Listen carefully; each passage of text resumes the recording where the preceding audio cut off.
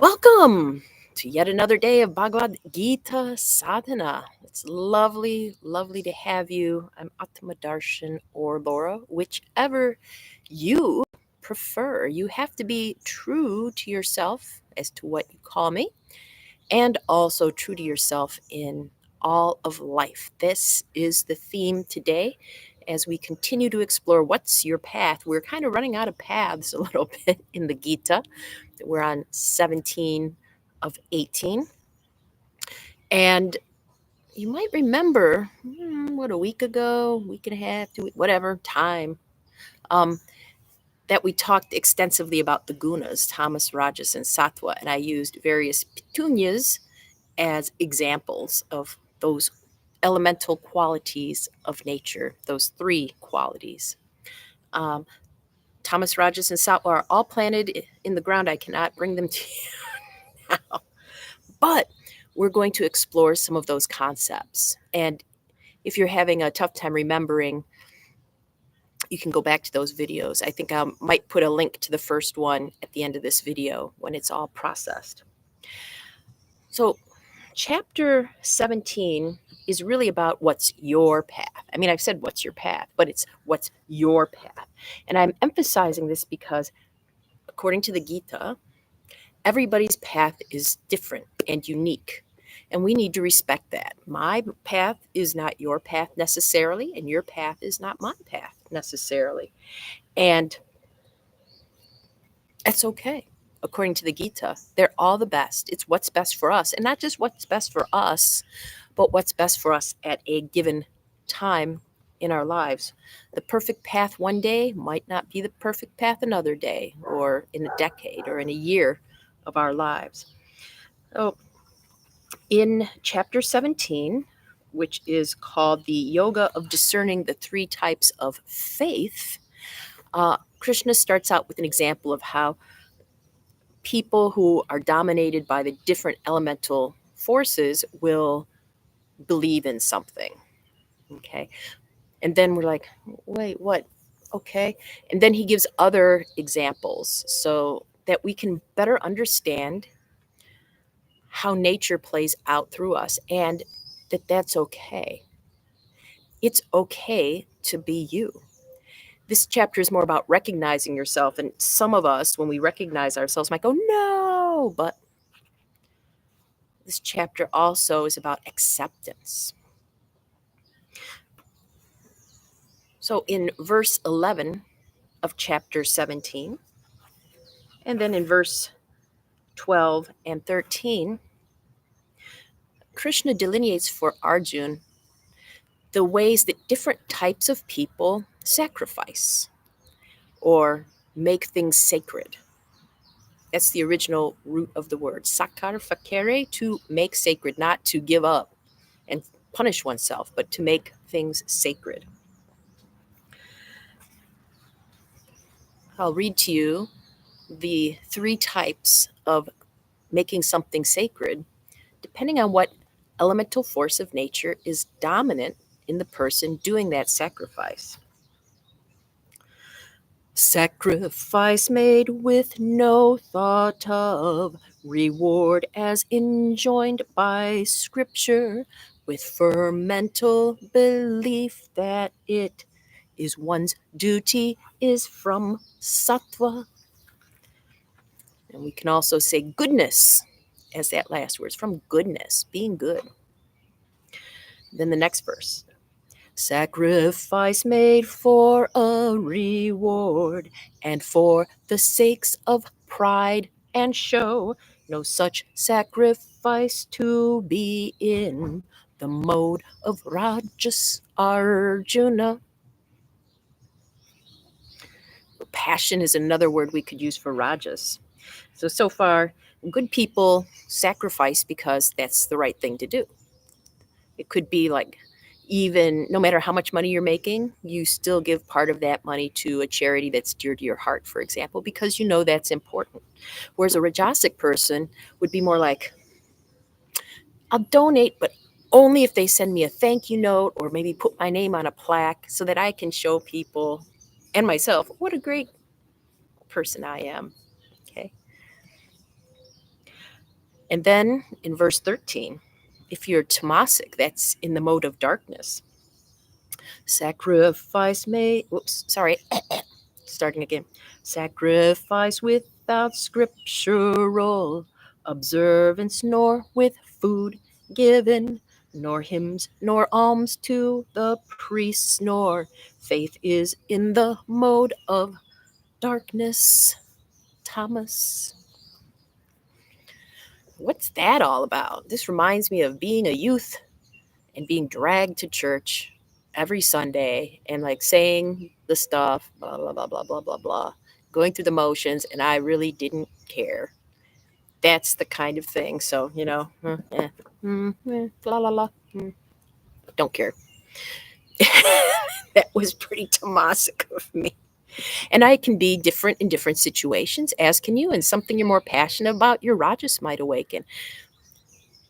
When certain people read this, like me, I'm very Rajasic. So I think, oh, I want to be good. But that's not what this chapter is about. It's all about learning who you are and accepting it. Because one of the worst things we can do through our lives is not to accept ourselves. Then we don't live the life we're meant to live. And at the end, we go, what have I done? What have I done with my life? And also, as it applies to other people, we don't accept them. We see who they are. There's this great saying, when someone shows you who they are, believe it. No, we might go, oh, that person's that way, but I want them to be another way. And it ain't going to happen. It's about acceptance. How are you going to work with that person? Because how you work with others, whether you accept them or not, is how you're working with yourself. So if you're shoulding others, you're shoulding yourself. So what's your path? Are you tamasic, rajasic, or sattvic today? Observe. As we do the practice today, if you'd like, you can do a mudra that's very similar to one we just did, which was the vitam. Okay. So the vitam mudra we did was down here with the cupped hands. And when we breathe in, we let the hands move apart. When we breathe out, we let them move together. This one is very similar, Hastaphula. But the hands are palms up, and they're right around the solar plexus level, or Manipur, wherever you understand that to be, if you know where that is. And the hands do move a bit with the breath, but just naturally, so they're probably not going to fly out. It's what your ribs do. And this is a good one to accept. In Vitam, we can add a little movement, but in this one, we're accepting what we do. We're not exaggerating. In Joseph LePage's book and Lillian's book, this is said to be a mudra for non-stealing, for honesty, asteya. What that means is we learn not to steal swaths of our lives from ourselves by refusing to accept who we are and trying to fit ourselves into a mold. We're accepting. We're accepting the world. We're accepting ourselves. That can be your mudra today. Let's practice.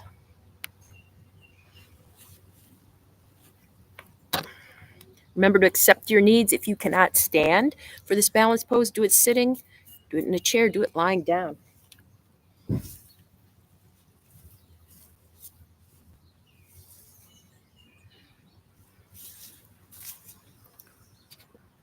There we go.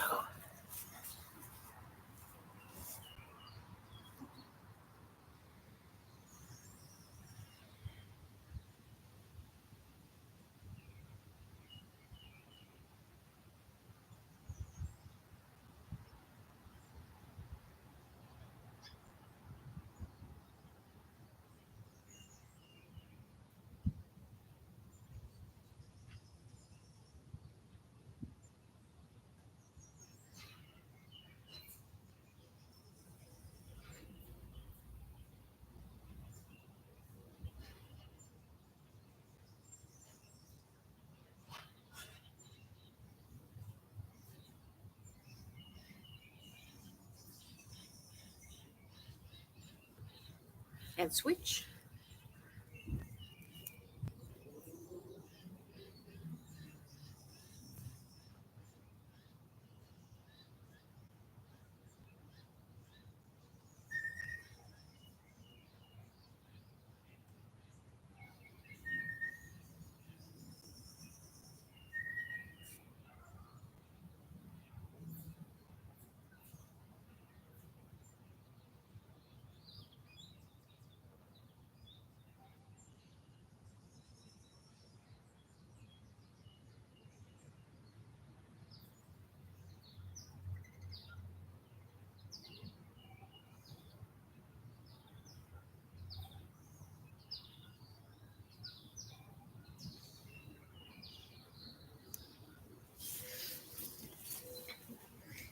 Okay, time to sit and contemplate this mudra about accepting. Can you accept everything that comes your way today?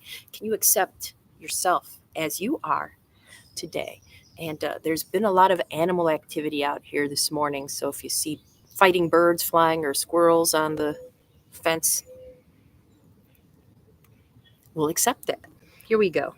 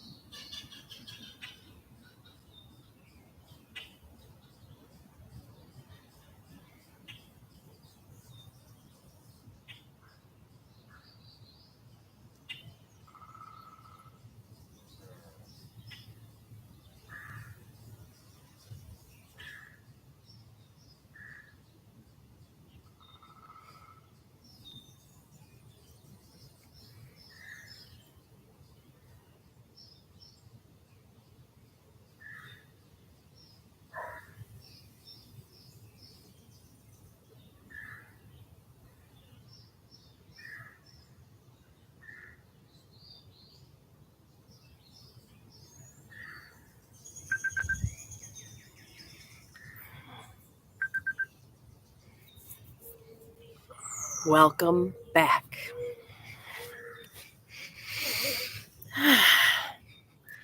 Find it ironic. I wore this shirt today. It says "Be cool." I've been like cool 3 times in my life. I know exactly when those were.